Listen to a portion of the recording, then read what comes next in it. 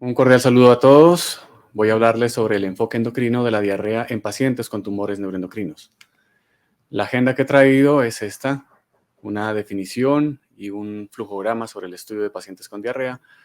Voy a hablar de las causas más importantes de diarrea secretora y de diarrea malabsortiva y de mala digestión en pacientes con tumores neuroendocrinos y la diarrea asociada a los tratamientos en estos mismos pacientes. Diarrea crónica se define como la presencia de 3 o más deposiciones al día por más de 4 semanas, acompañados de cambios en la consistencia. Existe una escala para evaluar la consistencia de las heces y los tipos 5, 6 y 7 son aquellos que encajarían al paciente en la definición de diarrea. El flujograma del estudio de la diarrea lo tomé de esta publicación del grupo de estudio de síndrome carcinoide en los Estados Unidos, en los cuales hacen mucho énfasis en la historia clínica, luego en el estudio de la materia fecal y nos propone una clasificación en estos subtipos. La historia clínica es importante porque debemos indagar sobre la consistencia de las heces, la frecuencia y duración de las deposiciones, la presencia de grasas, de sangre, de pus, de heces flotantes, la relación de las deposiciones diarreicas con las comidas y el impacto que tenga el ayuno en el alivio de esas secreciones diarreicas. También debemos preguntar por la presencia de otros síntomas que nos permitan enfocar al paciente dentro de un síndrome clínico de secreción hormonal. Debemos averiguar por el uso de laxantes y las comorbilidades que el paciente presente son importantes porque algunas enfermedades, como por ejemplo la diabetes mellitus, pueden producir causas de diarrea asociada. La diarrea, como decíamos, se clasifica en secretora y osmótica, y la osmótica se subdivide en malabsortiva, maldigestiva, inflamatoria, y también hay causas mixtas de diarrea secundarias a tratamientos, como lo veremos. La diarrea secretora se caracteriza por una secreción aumentada de líquidos y electrolitos por las células intestinales. Son diarreas acuosas, de volúmenes altos, de frecuencia elevada y en general no tienen relación con las comidas y tampoco mejoran con el ayuno. La diarrea osmótica, en cambio, se debe a la presencia de moléculas que son osmóticamente activas y que arrastran el líquido al tracto gastrointestinal. Se presentan generalmente después de las comidas, mejoran con el ayuno y, como dije, se pueden subdividir en esos 3 tipos.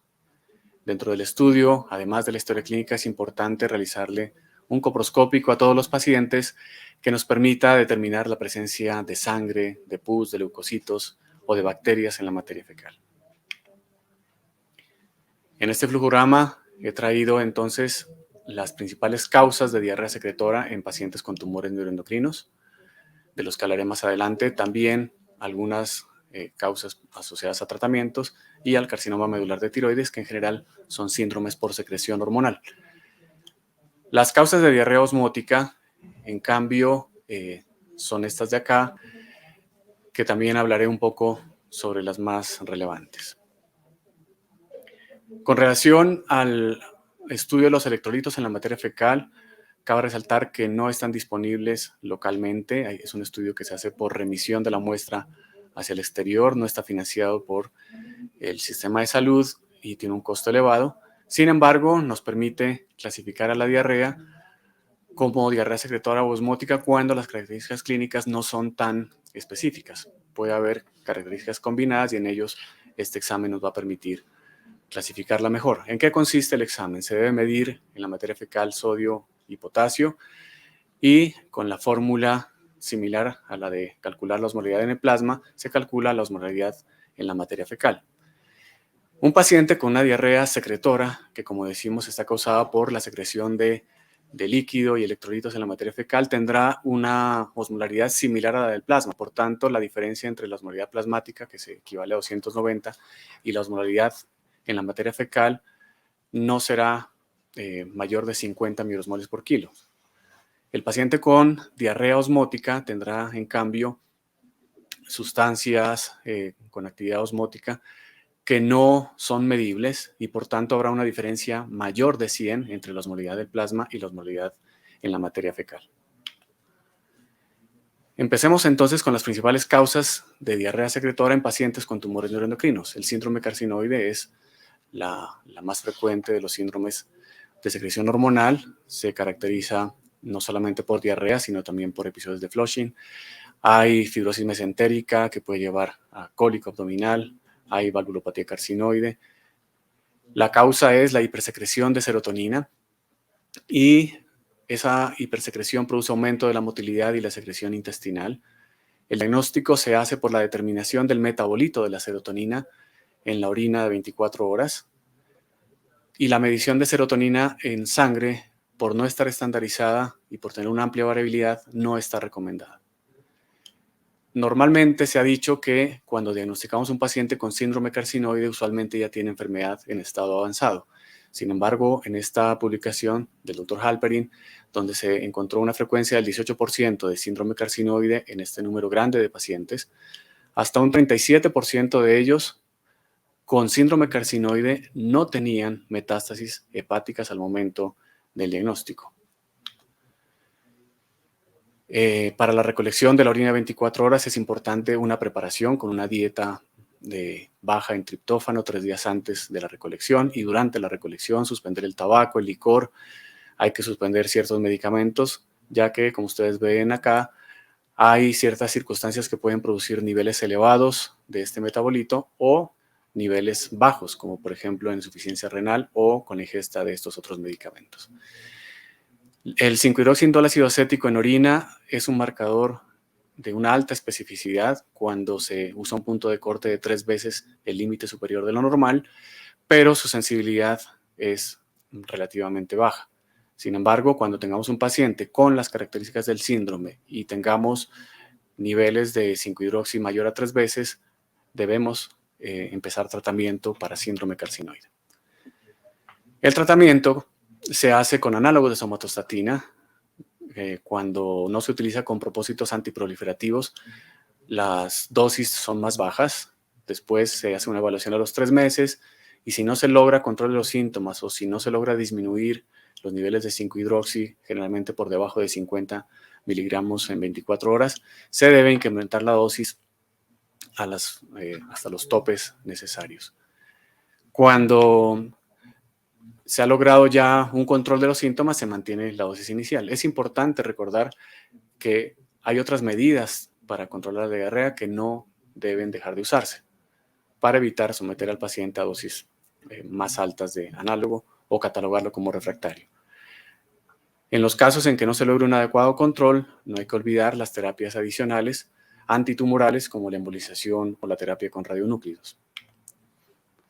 El síndrome de Solinger-Ellison se produce por la hipersecreción de gastrina y se caracteriza no solamente por diarrea, sino también por síntomas de dispepsia, enfermedad ulcerosa y dolor abdominal.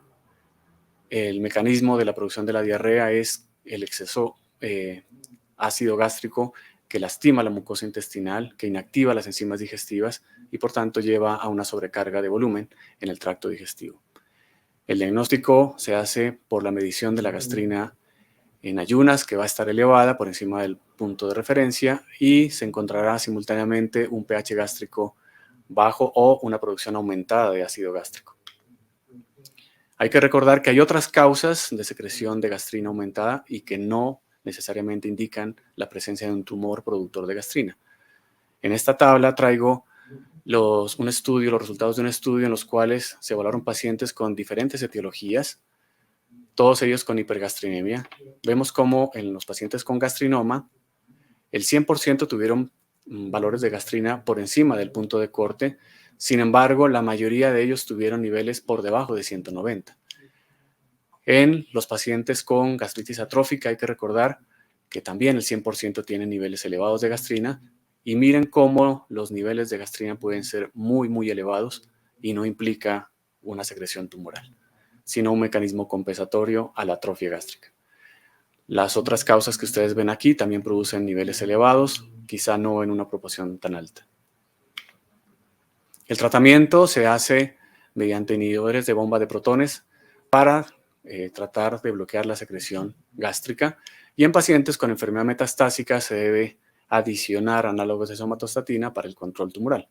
Por supuesto, el tratamiento antitumoral se debe evaluar teniendo en cuenta si es un primario oculto, si es un pancreático o si es un primario duodenal. El síndrome por secreción de glucagón produce unas características clínicas bastante llamativas. Sin embargo, es un síndrome bastante poco frecuente. Una de las características que más llama la atención es el eritema necrolítico migratorio, la pérdida de peso. Puede haber hiperglicemia en el 60% de los pacientes, fenómenos de tromboembolismo venoso, depresión y anemia en la mitad de los pacientes, y la diarrea puede ser parte del 30% de los casos. El mecanismo es un aumento de la motilidad ocasionado por la hipersecreción de glucagón, se produce mala absorción y sobrecrecimiento bacteriano, y el diagnóstico se confirma por niveles elevados de glucagón, generalmente mayores de 500 picogramos por mililitro. El síndrome de Werner-Morrison, producido por la hipersecreción de péptido intestinal vasoactivo, se caracteriza por una diarrea acuosa de grandes volúmenes, hasta 3 u 8 litros, con pérdida de electrolitos que pueden llevar a hipocalemia refractaria, puede llevarse a acidosis metabólica y se inhibe también la secreción ácida gástrica llevando a clorhidria. El mecanismo de la diarrea es que el péptido intestinal vasoactivo aumenta la secreción intestinal y pancreática, que sobrepasa la capacidad de absorción intestinal, y también se produce un aumento del flujo sanguíneo y la contracción muscular intestinal. El diagnóstico se confirma por la determinación de los niveles elevados de este péptido. Y también en la materia fecal se encuentran niveles elevados de sodio. Hablemos ahora del otro grupo de las diarreas osmóticas, y dentro de ellos la diarrea por maldigestión asociada a la insuficiencia pancreática exocrina. Es importante en la historia clínica el antecedente de pancreatitis crónica, de cirugía pancreática o de tratamiento con análogos de somatostatina. La diarrea, como dijimos, es de predominio postprandial, hay grasas en la materia fecal o esteatorrea, se produce una disminución con el ayuno, y los mecanismos ya los habíamos explicado. La confirmación pues es la presencia de una diarrea osmótica, y se puede medir la elastasa pancreática en materia fecal, que está incluido en el plan de beneficios en salud, y con un punto de corte de menos de 200 microgramos por gramo se puede confirmar una insuficiencia pancreática exocrina. El test de Sudán 3 para determinar la presencia de grasas también está incluido en el plan de beneficios y también pues, confirma la esteatorrea. En cuanto a la diarrea asociada a los tratamientos en pacientes con tumores neuroendocrinos, traje estas dos. La primera de ellas es la diarrea inducida por ácidos biliares, que puede presentarse en pacientes con resecciones intestinales o con colecistectomía, en los cuales se produce un aumento de ácidos biliares en el intestino, que aumenta la permeabilidad de la mucosa, estimula la secreción de agua y electrolitos, y también se aumenta el tránsito colónico.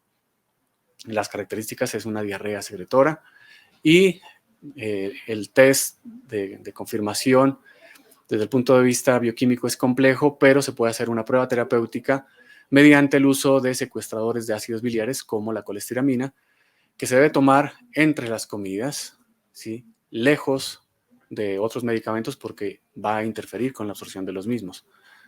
Hay que estar monitoreando también los niveles de vitamina D, porque se va a producir disminución de esta vitamina. El síndrome de intestino corto se debe a la pérdida de la capacidad de conservar los nutrientes y a la absorción de los líquidos y electrolitos secretados. Se presenta generalmente con resecciones intestinales mayores a 100 centímetros. Se caracteriza por esteatorrea. El paciente además puede perder proteínas y puede perder peso, y se requiere entonces, como parte del tratamiento, un soporte nutricional.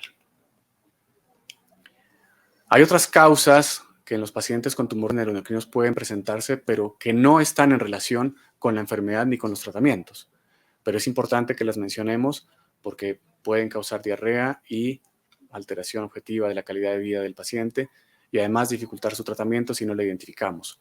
Estos son la intolerancia a la lactosa, la enfermedad celíaca y el síndrome de intestino irritable, todos ellos con las características que ustedes ven en la tabla y que debemos tener presentes cuando se ha repasado el flujograma y no encontramos una causa secundaria. Para terminar, es importante recalcar en que se debe hacer una adecuada anamnesis y una semiología de la diarrea que nos permita una aproximación hacia la clasificación del paciente en estos dos grandes grupos, una diarrea secretora y una diarrea osmótica, y de esa manera enfocarnos en las causas más frecuentes y hacer el estudio dirigido para encontrar un diagnóstico etiológico. También se debe recordar que la mayoría de los síndromes hormonales en pacientes con tumores neuroendocrinos producen diarrea secretora, pero los tratamientos como la cirugía intestinal, la cirugía pancreática o los análogos de somatostatina pueden asociar mecanismos malabsortivos y entonces hacer un poco más complejo el cuadro. Y en la intervención terapéutica debemos entonces también ofrecer al paciente opciones terapéuticas diferentes.